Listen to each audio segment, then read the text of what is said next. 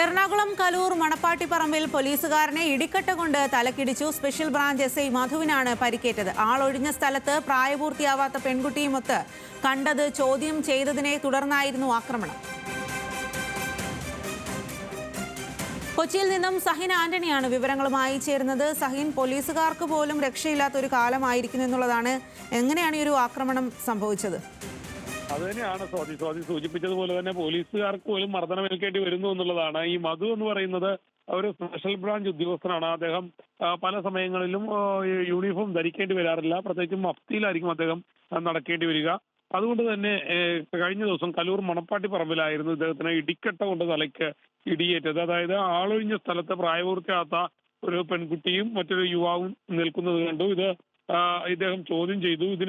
അദ്ദേഹത്തെ മർദ്ദിക്കുകയായിരുന്നു. ആക്രമിച്ചത് പാലാരിവട്ടം സ്വദേശിയാണ്. ഇയാൾ കസ്റ്റഡിയിലായിട്ടുണ്ട്. തലയ്ക്ക് പരിക്കേറ്റ സ്പെഷ്യൽ ബ്രാഞ്ച് ഉദ്യോഗസ്ഥൻ മധു, അദ്ദേഹം ഇപ്പോൾ ചികിത്സയിലാണ്. കലൂർ മാർക്കറ്റിന് സമീപം ലഹരി മാഫിയ സംഘം കൂട്ടം കൂടുന്നതായി സ്പെഷ്യൽ ബ്രാഞ്ചിന് ഒരു വിവരം ലഭിച്ചിരുന്നു. ഈ വിവരത്തിന്റെ അടിസ്ഥാനത്തിലാണ് അദ്ദേഹം പരിശോധന നടത്താൻ തീരുമാനിച്ചത്. എന്നാൽ അദ്ദേഹം ഒറ്റക്കായിപ്പോയി. അതുകൊണ്ട് തന്നെ ക്രൂരമായി മർദ്ദനം ഏൽക്കേണ്ടതായും വന്നു. സ്വാതി. ശരി സഹിൻ.